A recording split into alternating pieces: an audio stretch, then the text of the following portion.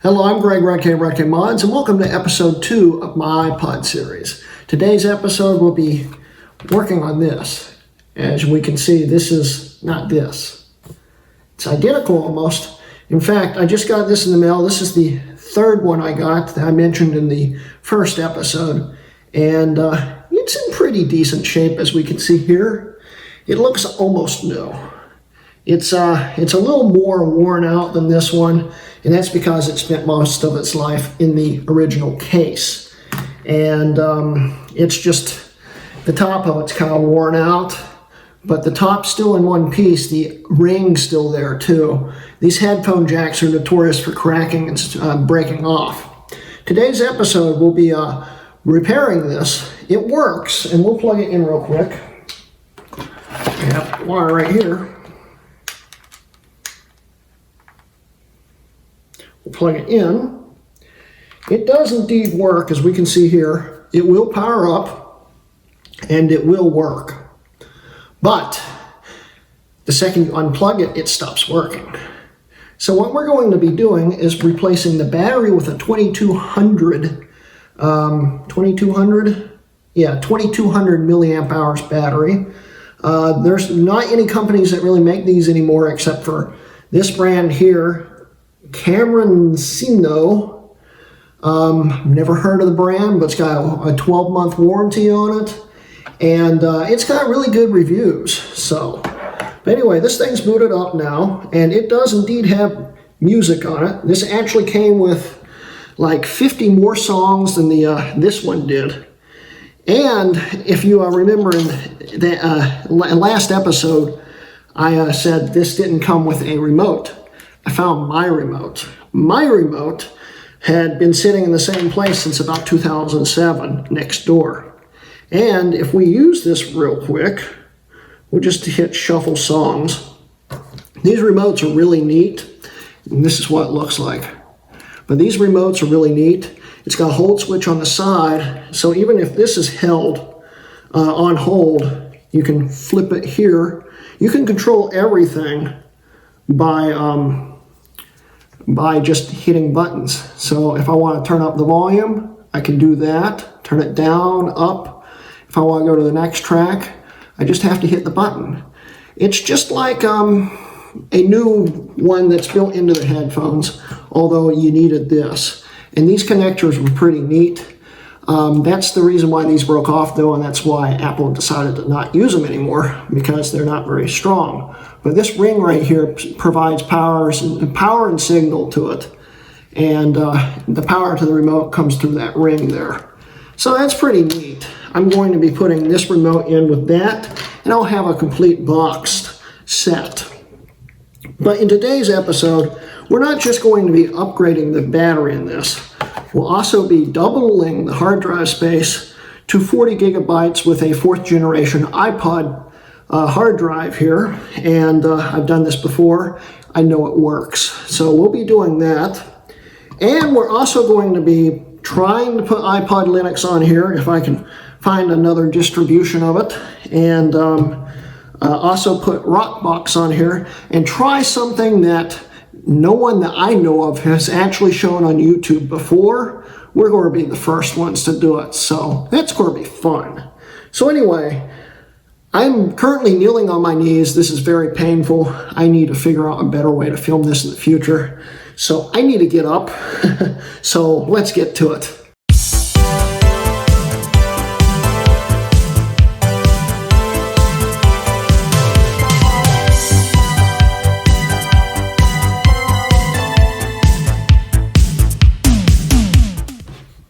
Okay, so I now know you can't see my face at this camera angle, but now you can see everything here, so that works.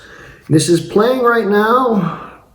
The main title, The Charlie and the Chocolate Factory.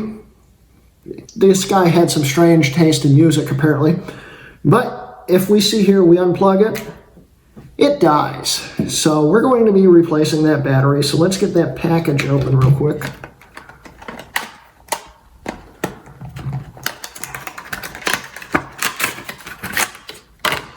Here's the battery. I've never seen one that quite looked like this one before. They were usually all silver. This is a lithium polymer battery. I've never seen one that's actually just got the sticker all the way around it. They usually looked a lot like the factory battery, which you'll see what that looks like in a few minutes. But this is the battery here. It is supposed to be a very good battery, 2200 milliamp hours here. So that should be cool. Toss that to the side, toss that to the side, push that to the side, get this out of the way, move all this out of the way. Okay, then we got the hard drive we're also going to be using. We need to pry this open.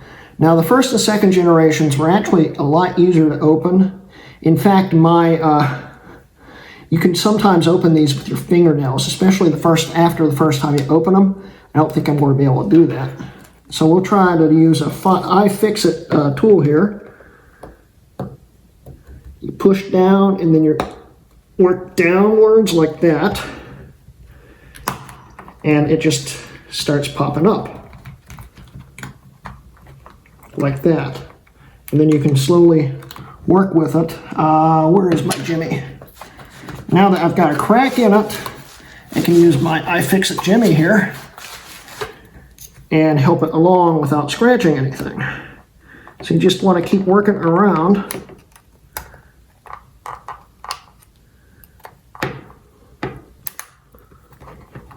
Maybe. Ouch. You want to work it from the bottom around because unlike the first generation, the headphone jack is actually preventing you from pulling it out. So just keep working it around here.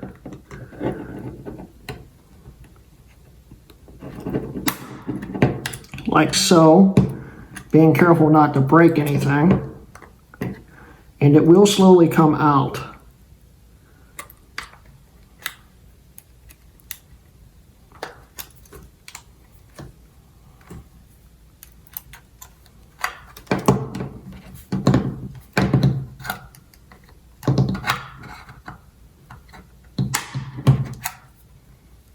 And then you got it loose enough, it should just detach from the board. It's acting like something, everything's glued to the back case. I've never seen that happen before to one of these. And it's weird. There we go. It's slowly coming out. There we go. This battery has been replaced before. This is not the original battery. It can't be the original battery. It also looks like it's swollen a little bit. So this thing's been opened before.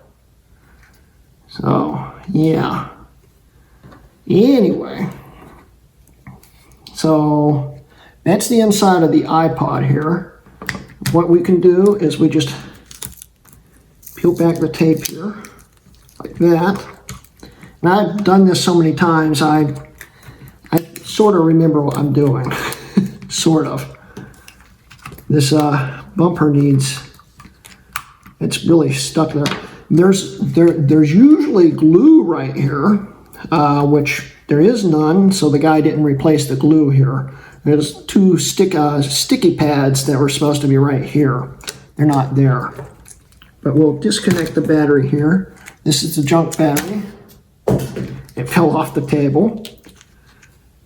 Remove the old hard drive. It should just tilt upwards like that. And then slowly back it out here.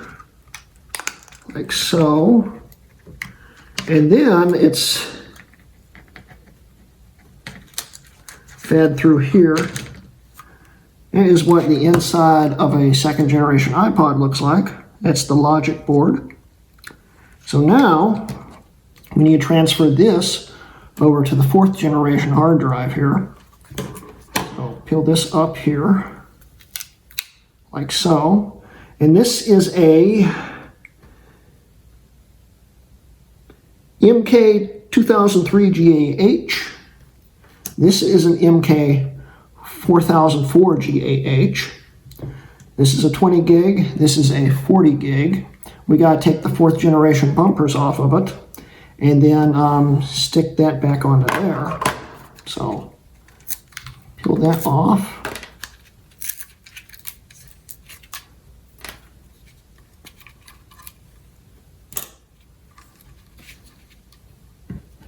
And then this goes here, I think. I don't remember which way it goes now. Something like that. I think that's the way it went. So that's the bottom piece. Then you take the top piece,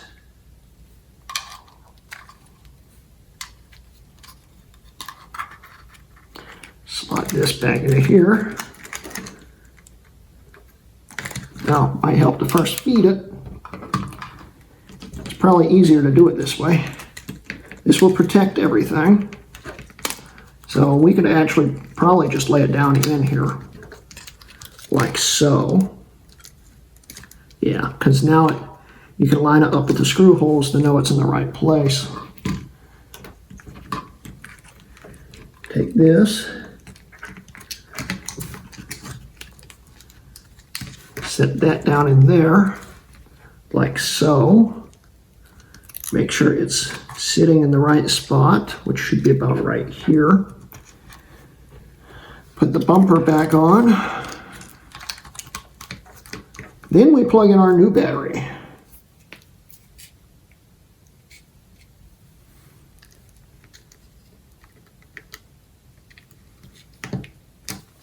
Like that.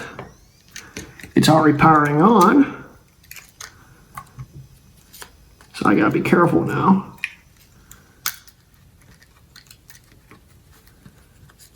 It's a little difficult with this stiff wire. We'll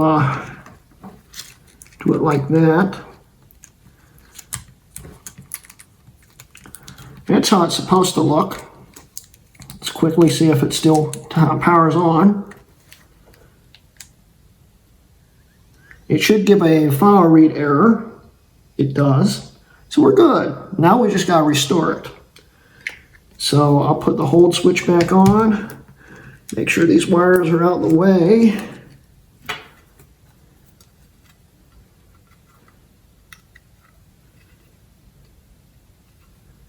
Got that in hold. So you line up the top first.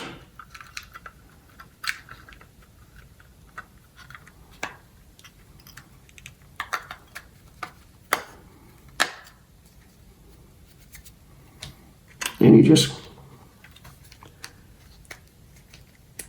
make sure that, I think that's right. I hope it is. It should just clip back together. Like that. Hold switch, power. I don't think I got the hold switch on. Dadgummit! So it's still stuck on hold. I'm going to pull it back apart again, and yeah, we'll come back to this. Hold switch isn't doing anything. Oh, there it goes. Okay, maybe it just needed a little play. So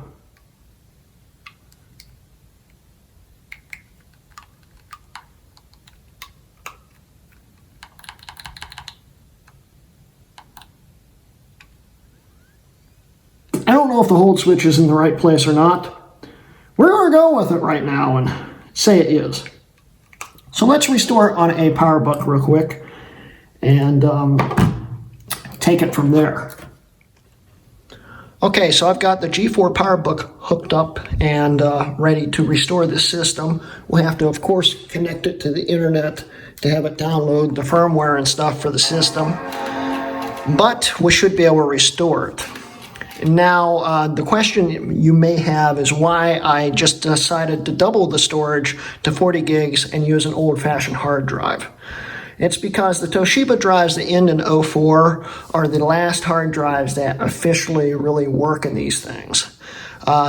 There's apparently some people recently that have gotten flash to work in higher quantities, but the FireWire controller on these things do not like flash. And putting flash would be really neat. I'd love to do it sometime. We might do that in the future if I can get it to work, but currently I can't. I know this from previous experience anyway. I haven't tried it this time. But flash is a no-go usually, and this is the biggest hard drive you can cram into one of these. The 06 Toshiba drives, the 40 gig, 60 gig and stuff that were in the later 4th generation iPods do not work. This is the hard drive that would be in a 3rd generation or 4th generation 40 gig, and it works, and it will recognize, and this should restore perfectly. Now this is going to be our first restore, just to make sure everything works. A reason why I say this is going to be our first restore, it's because we're going to have to restore it again with a PC. Yeah, I know, a PC. But we're going to have to do it because if we want to run Rockbox and iPod Linux, we have to have it formatted for Windows. So we'll have to do that. Anyway, it's currently starting up iTunes, and we'll restore it. And once it's restored, we'll see how it goes.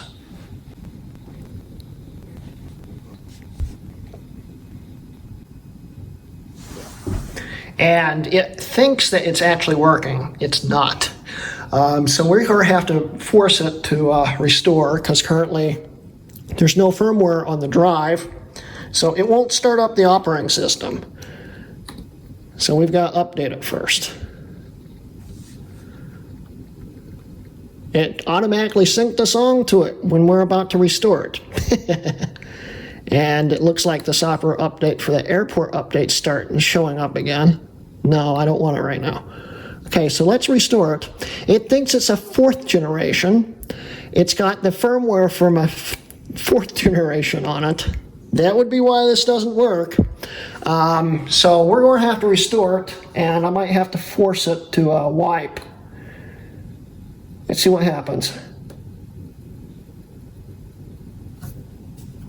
If it's downloading 1.5, we should be all right. If it's restoring 3.1, we're going to have problems. Yep.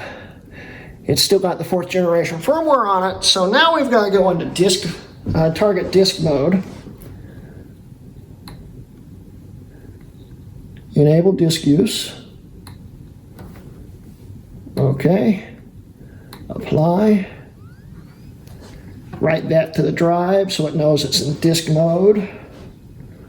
We have to wipe it completely, unplug it, plug it back in, and then it should recognize as the proper iPod, I hope.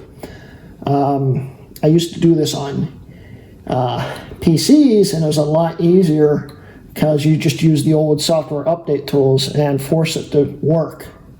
You can't really do that with these. I mean, you could, but it's just going to be a little hard. It thinks it's a 4th generation instead of a 2nd generation. That's quite comical. It's even showing up as a 4th here. So let's completely wipe this drive. Disk utility. Disk utility.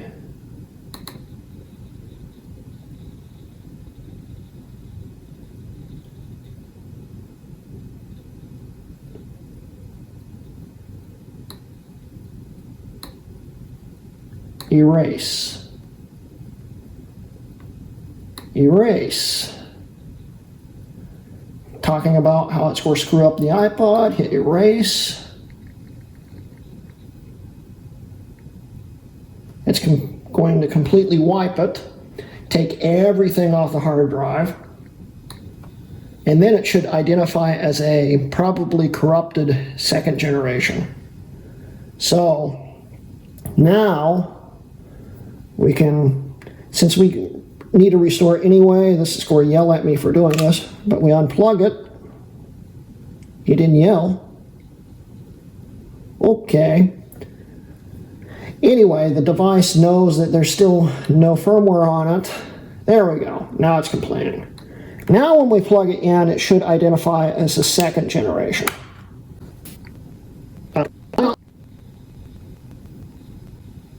There we go. That's a picture of a second generation.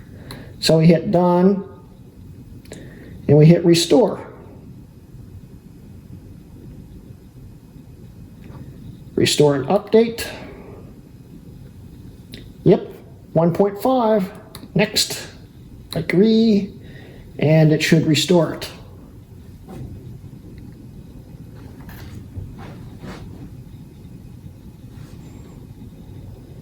Oh, it needs my password. A second here.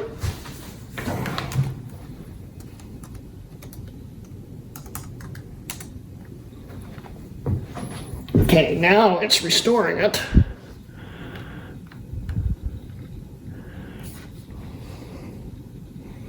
Okay, so now we have to disconnect it like that.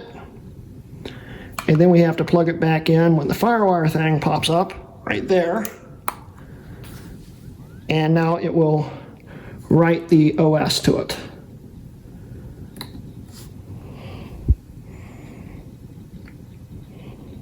And it should start now.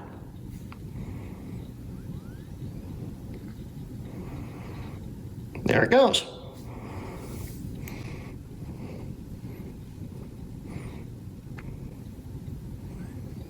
Okay, so it's now flashed. We'll have to have it plugged in to see this thing work.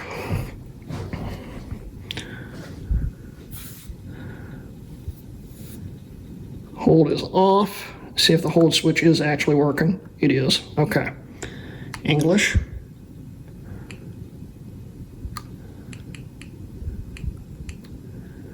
About 40 gigs.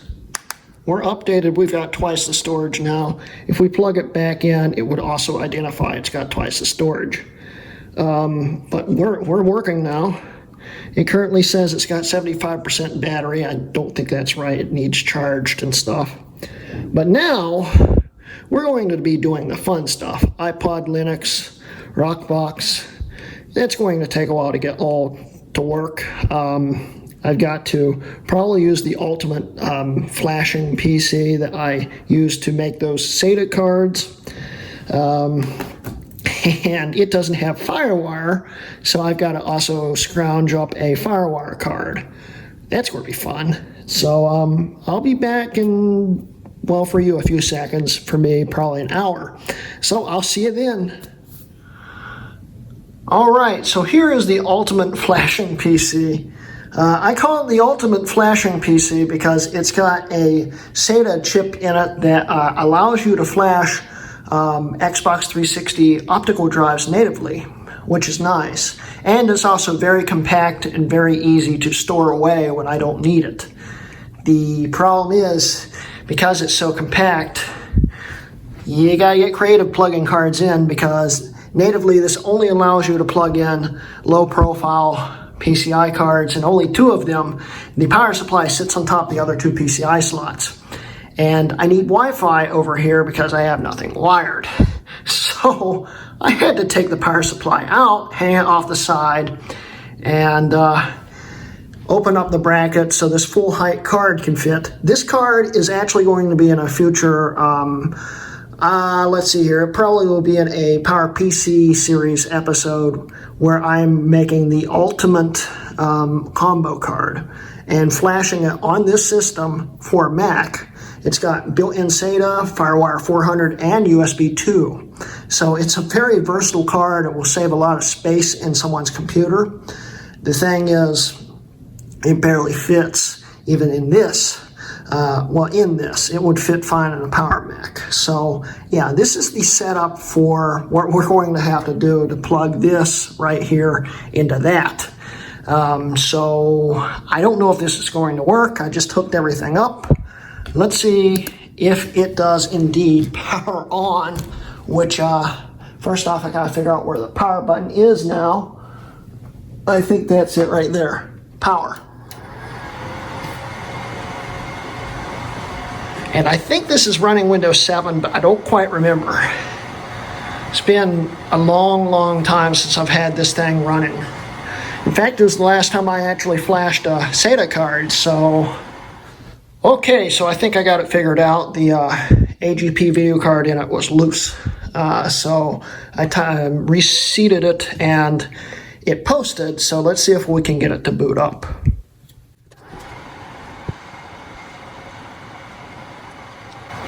This is running a no NX bit version of Windows 8.1 in that one tutorial where I showed you. But it hasn't been updated in a long time, so we're not going to boot into 8.1. Let's see if 7 works. 7 might be too new for what we need to do, but we're going to give it a shot. iPod Linux's installer can be a little testy, and I think it really needs Windows XP, and this used to run XP. I forgot I never put it back on. So, yeah.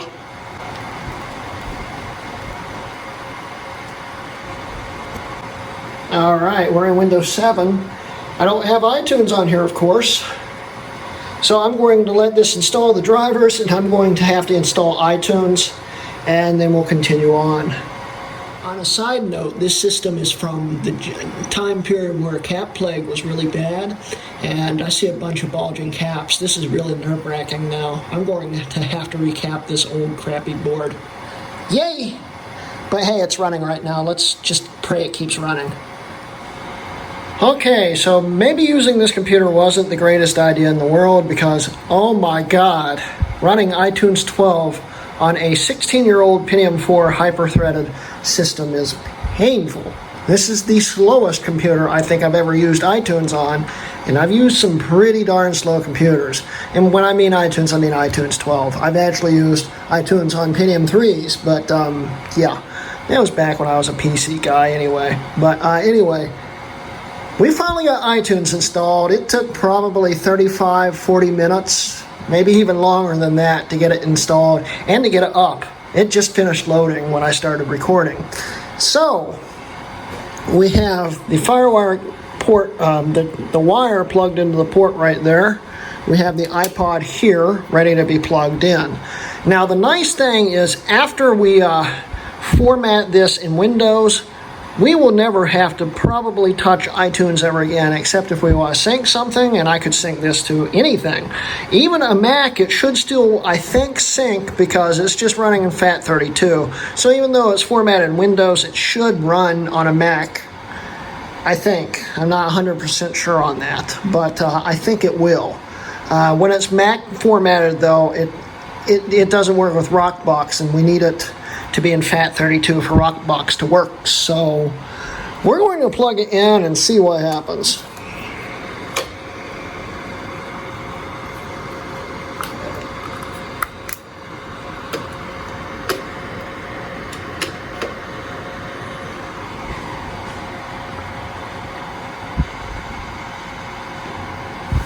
Okay, the iPod is in disk mode. It's not showing anything. I know that this is showing drivers for FireWire. I may have just wasted all my time. Let's see if it actually does something. Okay, it's recognizing they're loading something. Okay, yeah, it sees it. Okay, this might take a while. Okay, it's just saying compliant IEEE 1394 device, which is a FireWire device. But okay, yeah, now it's kicking into disk mode and actually connecting. And iTunes is taking its sweet time doing something, if anything. But as we can see here, it says do not disconnect, so we'll see what happens.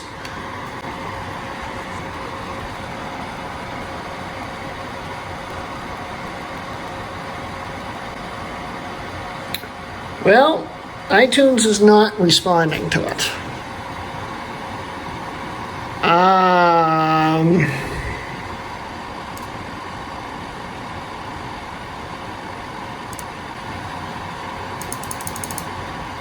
It's literally not doing a thing.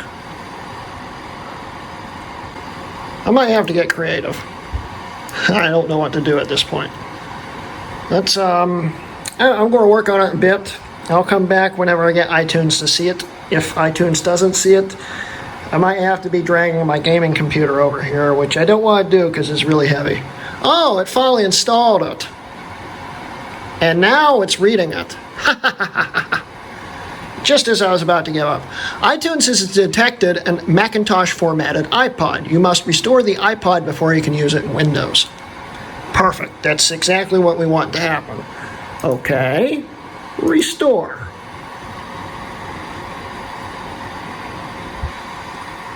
Restore and update.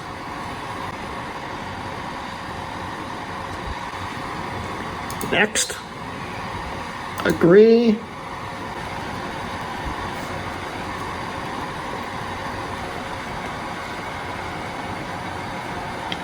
Okay, so we can disconnect it. Plug it back in.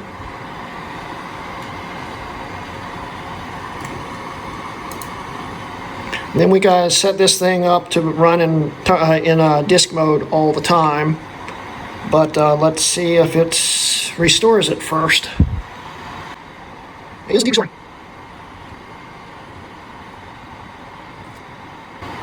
This should then switch back into disk mode and pop up in iTunes.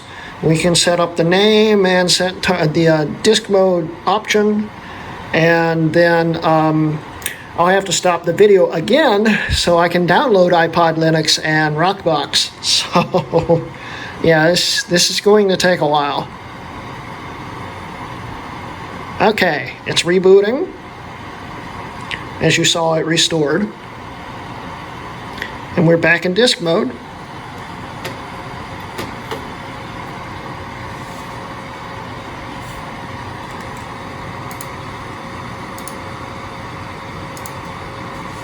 It should pop up in iTunes in the next 5 or 10 hours. This is a slow computer.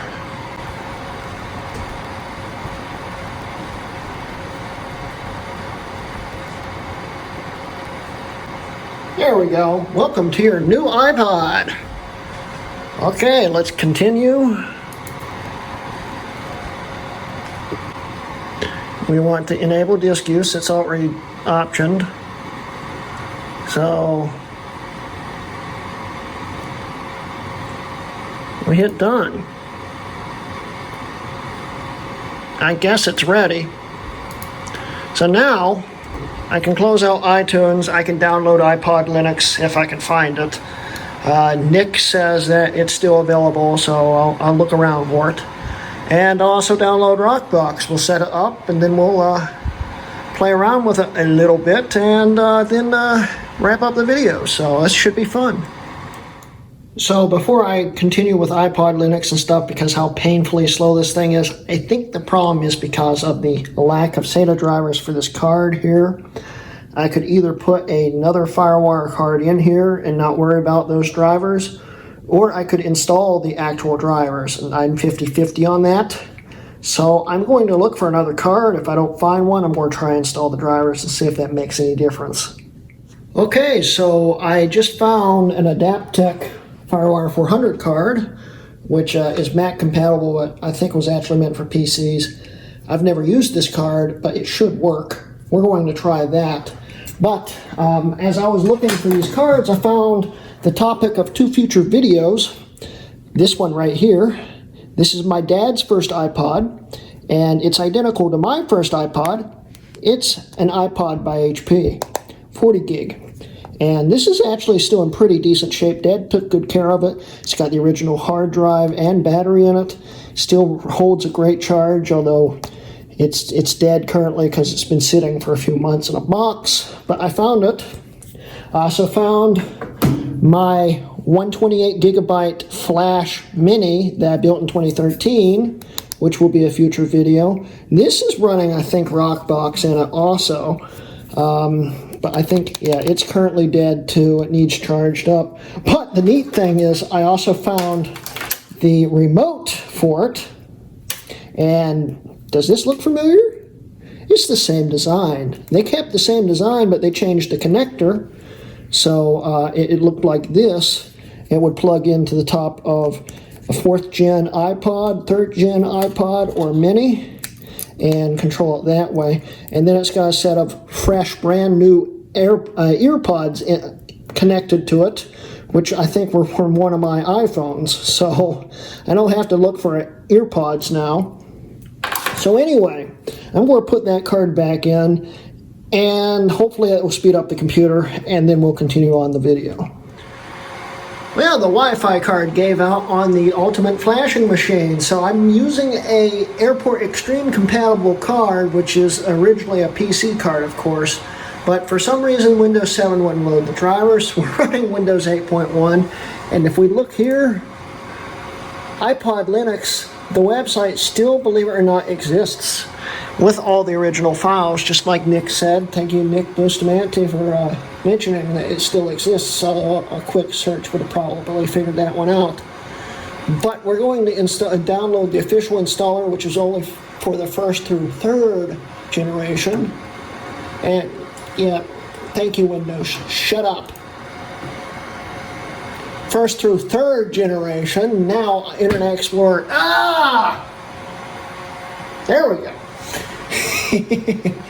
Yeah, the miracle of running Windows 8.1 on an unsupported system. Okay, so we need the netless zip, which was last updated January 7th, 2007. We'll download that.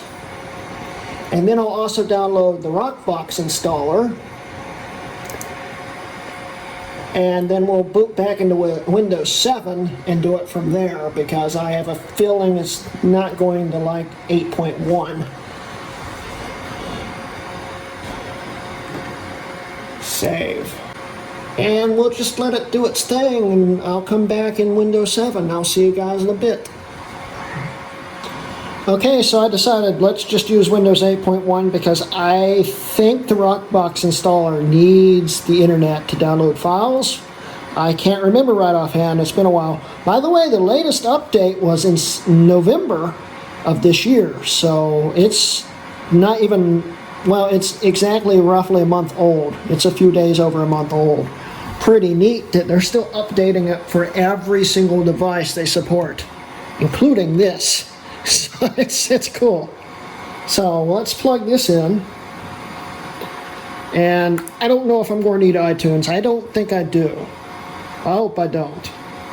But the nice thing is with the other FireWire card installed, there's no more lag and it's not taking forever to do things. It's actually pretty snappy again.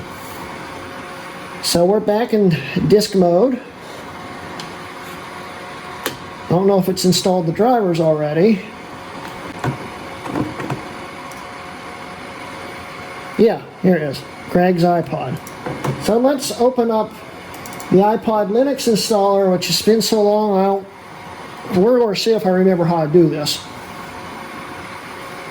It might need iTunes. So, right click. We're going to run this in compatibility mode in a version that I know would probably work, which is probably Windows XP. Created May 29, 2006. XP.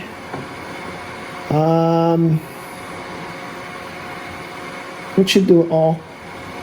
Apply. Okay. Run as administrator. Let's see what happens. Smart screen kicked on, run anyway. Welcome to the iPod Linux installer. Blah, blah, blah, blah, blah, blah, blah, blah, blah. Next. I found a 40 gigabyte iPod physical drive. It seems it's a second generation iPod, does not have Linux installed. If you continue, it will be installed. If you already have iPod Linux installed, do not continue. Due to the layout of the iPod's hard drive, I should be able to install Linux without erasing anything on it. However, if something goes wrong, blah, blah, blah, to restore, blah, blah, blah. Next.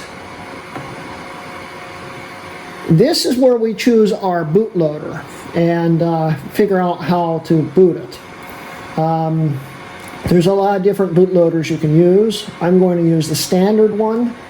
And I think you have to have it start up by holding in the left button, which is rewind.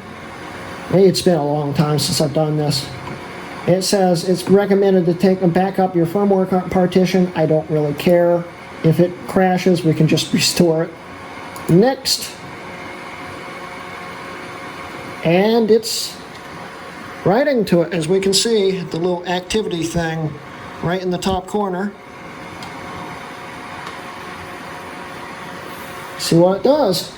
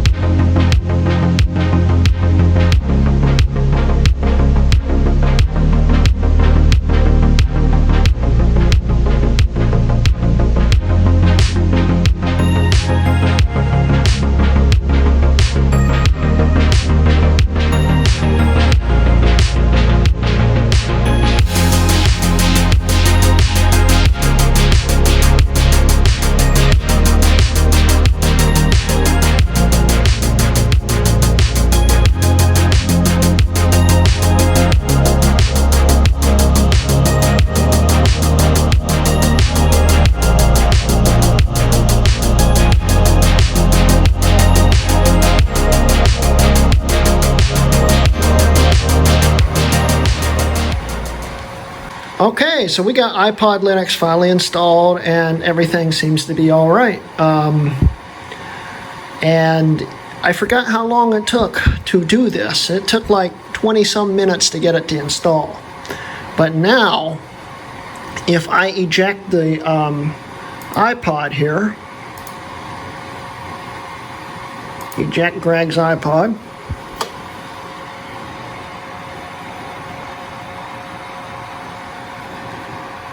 okay. Now when I do this, it will start booting up.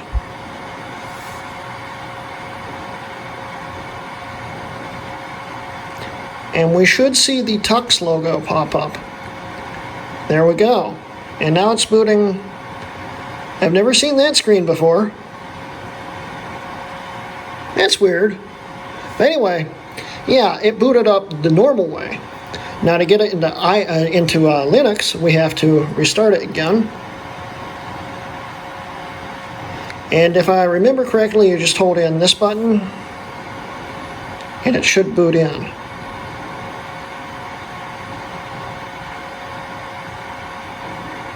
There we go. It's booting into Linux. This was actually the first version of Linux I ever used, believe it or not. And here we are. We're in iPod Linux. I will be doing a video on this in the future. 2006, May 29th. When iPod second generation. All that seems to be fine. This was a pretty neat operating system. Basically what we're doing with iPod Linux and Rockbox is adding more functionality and adding more operating systems to the system, okay, for the iPod. And this thing, it's very versatile. You could even run FLAC, I think, on iPod Linux, and you could run special video files, which you had to render on a special program that was really buggy and slow as heck in Windows. I'm not going to show you videos on this, but we're going to be installing Rockbox, which is a lot easier. Rockbox came out, I think, about a year after they stopped developing iPod Linux. And I think it's based off the same code. It's a Linux distribution, but it's not as buggy, and it actually seems to have more features and it's a lot faster. You can do a lot of interesting Linux stuff on it. And I think there was an adapter you could buy to connect these things to Ethernet and share files over the network. I don't remember how that worked. I don't remember which operating system you could do that on.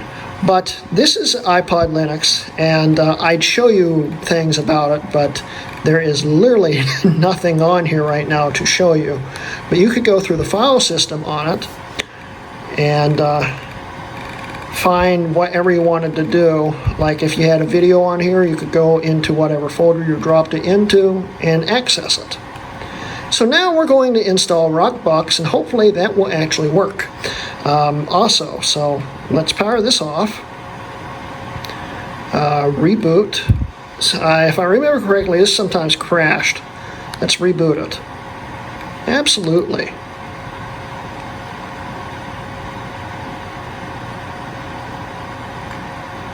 There we go, and it's booting back up.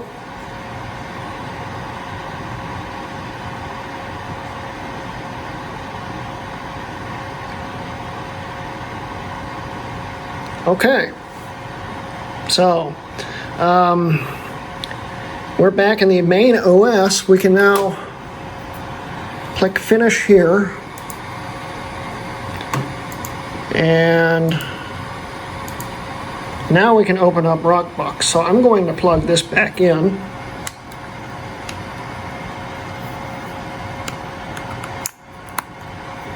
Like so. It will recognize it's been plugged in, and it will go back into disk mode. And it's connected. So now,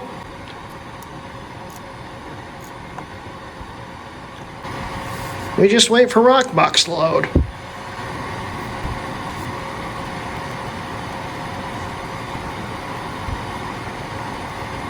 Here we go. Okay.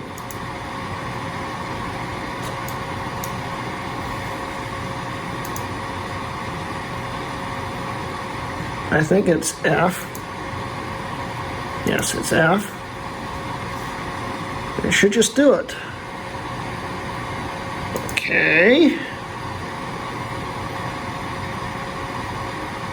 This is the newest version is 3.15. My Mini is running 3.13, so I'm going to have to update that eventually. But we've got a lot of storage on here. Let's just cram everything we can on here. There's a lot of interesting things on here. Even in Rockbox, you can set it up to run a lot of... We'll do a video on Rockbox separately. But you can actually run it and have it run... believe it or not, album artwork. It will show album artwork while the music is playing and stuff. It's really neat. But anyway, let's pray this works. So let's install it. I don't remember which one I select to do this. No. We'll see what happens. If it doesn't work, we'll fix that. Okay, install. Alright, I guess we're going to install the bootloader again, which might mess something up. Let's see. There we go. Now it seems to be working.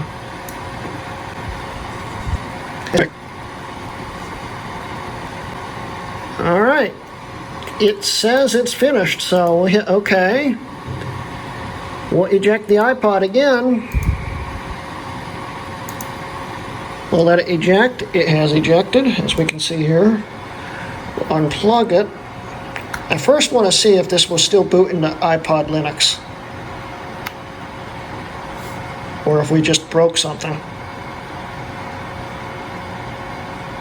We broke something. That wasn't supposed to happen. What the hell?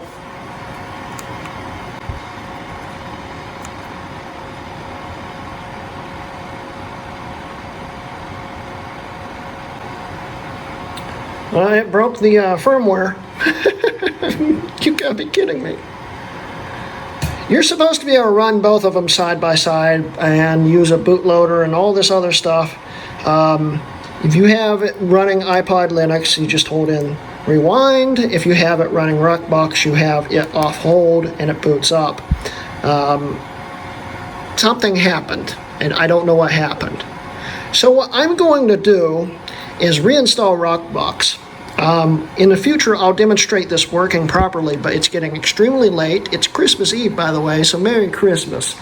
It's early morning Christmas Eve, though, so Christmas is a long time away, but I'm getting tired. I need to go to bed soon. So I'm going to just install Rockbox, get that running, and then we'll show you the neat thing I'm going to do. And then I'll have to wipe it and set it up properly, and we'll show you how that runs in a future video. I wasn't planning on this happening. I'm not happy.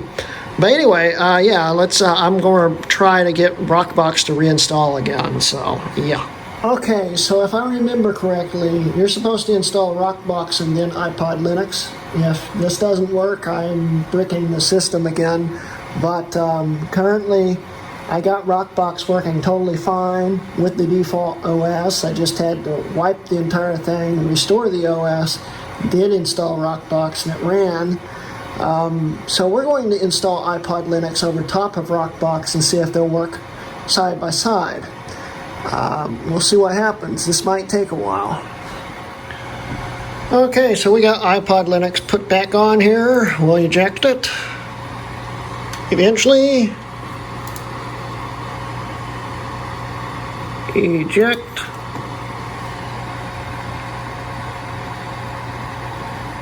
Okay, let's see if this broke it.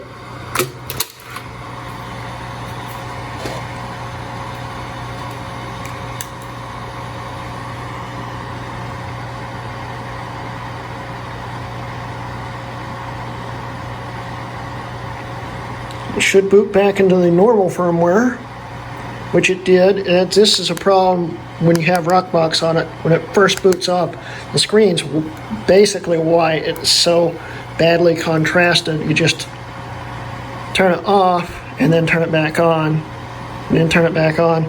There we go. We're back in the normal OS here. Yeah, okay. So if we restart it,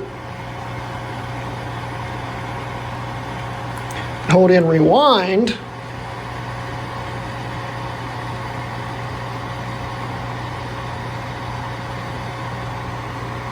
yeah, there we go.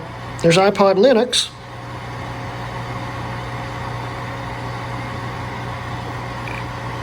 Power. Reboot. Absolutely. Now, if we don't touch anything and leave it off hold, hopefully it will go into Rockbox.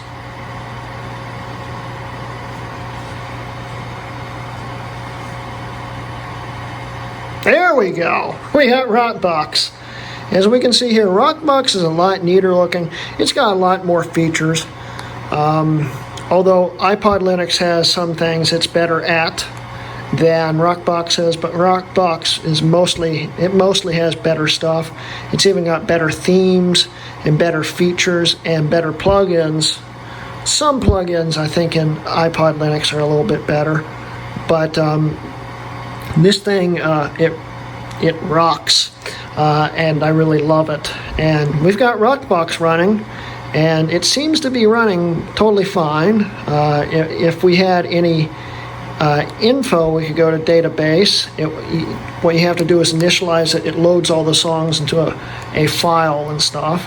We can go to files and go into our folders.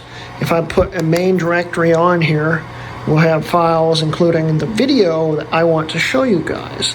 But I'm going to have to film this next part tomorrow because I'm extremely tired, because this took another hour and a half longer than I wanted it to take. So what I'm going to do is something that's probably never been shown on YouTube before. Let's restart this. Just start resetting it. It should restart. It should restart. There it goes. Put the hold on. Anyway, what I want to do, I have seen that there are a few videos of people showing videos playing on monochrome iPods, but I have yet to see someone actually do the intro to the video that they're actually watching right now, that you watched at the beginning of the video. playback on the iPod. So what we're going to do is play the intro where I introduced this as the outro for this video. What I'm going to do is, after I go and say this has been a RuttKMods video, blah blah blah, it will transition into that video and you guys can watch that really quick, and then we'll of course run the Patreon credits and stuff and wrap up the video. So I hope you guys are looking forward to that. It's really neat to see this thing play video. It reminds you of a mid-2000s Video Now player, only of course it doesn't take Video Now discs, but it plays video in monochrome, and believe it or not, it's not too bad. On iPod Linux, it's pretty bad. Because the way it has to be converted and stuff, it gets very blocky. But on Rockbox, it's actually very smooth. The renderer in that is amazing, and you don't have to have any special files. It will automatically convert color video into black and white and make it really nice and smooth on here. So you will get to see the intro video as the outro video, which is going to be awesome. So yeah, anyway guys, that's the end of today's video. Don't forget guys, I am now sponsored by SellYourMac.com, so if you go to SellYourMac.com/RuttKMods and sell an Apple device, it will help me out and it will help you out because you'll be making money. Also, don't forget, I do now have a Patreon where I show these videos a day early. If you want to check those out, that would be great.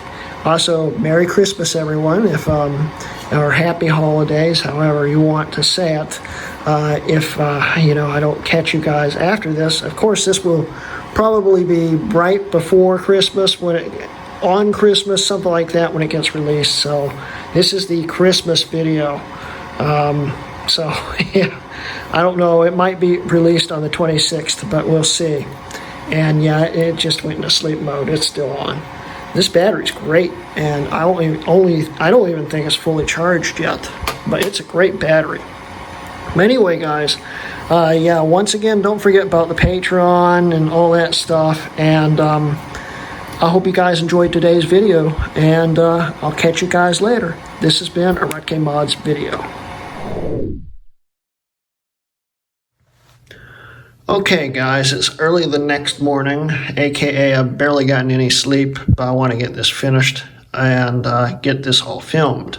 So I got the video on here, and I'll have to do a video on how you do that sometime, because I forgot how much of a pain it really is to do. You have to use an FFmpeg encoder and use a terminal command line to convert the video over to a format and bit rate and stuff that this thing's compatible with.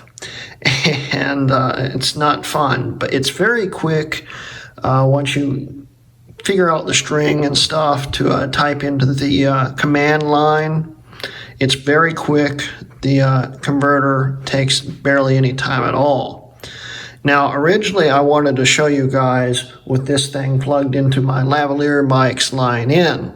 The thing is, I just realized my lavalier mic doesn't have a line in. So we're going to try to use these as your sound. It's probably not going to sound great. So I apologize. Honestly, the audio should be identical to what you hear in the actual intro of this video, but still. Right now, let's start it up. So I take hold off here, hit menu. Oh, yeah. Restart it.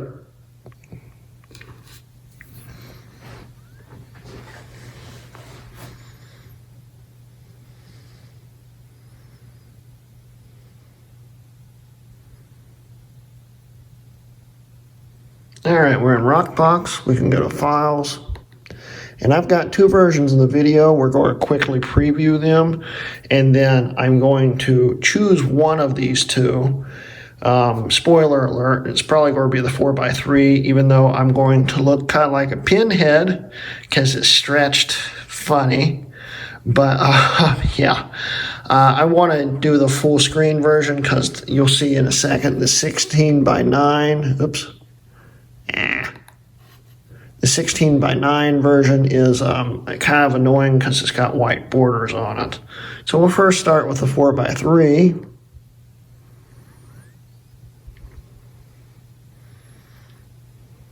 Play from beginning.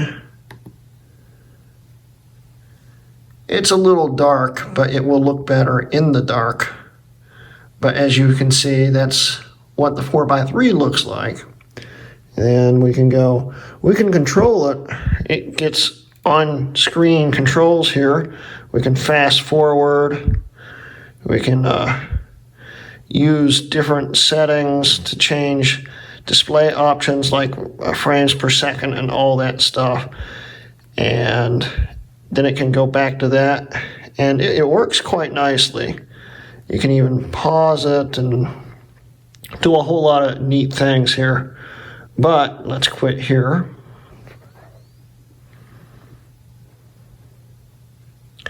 If we go to the 16:9 version,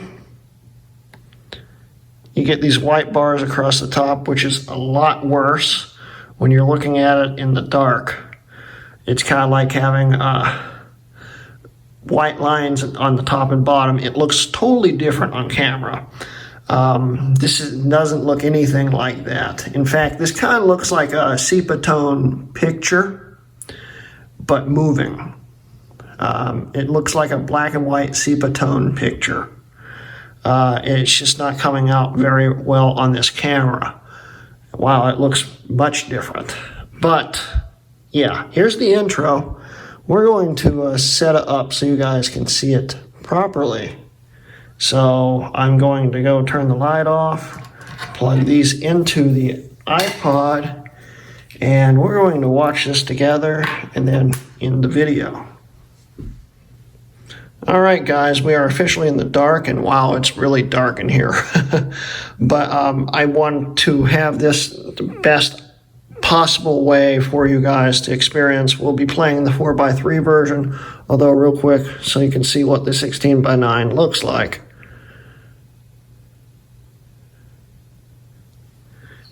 Now you can see those top bars and how it actually looks.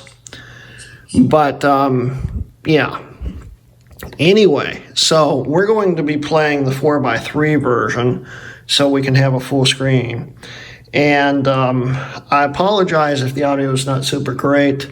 I might dub in the other audio because that's what you'll actually be hearing. So we might just dub it in. Wow, it's dark in here. But yeah. So I might still dub in the original audio. That's what would really sound like on this iPod, so you're not actually missing anything. But we're going to try this, and I'll try to adjust it to make it look just right, but it's still going to not look what it looks like in real life, but it will give you an idea. Plus, if you have problems seeing it in real life, if you're doing what I'm doing on your iPod, you just have to adjust the contrast until you get the darks and lights proper. So anyway, let's finish this up, and then you'll see the Patreon credits. So let's go.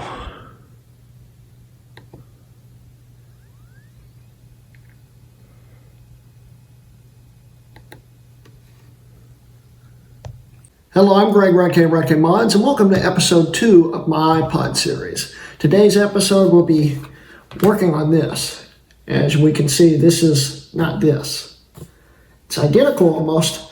In fact, I just got this in the mail. This is the third one I got that I mentioned in the first episode. And it's in pretty decent shape, as we can see here. It looks almost new. It's a little more worn out than this one, and that's because it spent most of its life in the original case.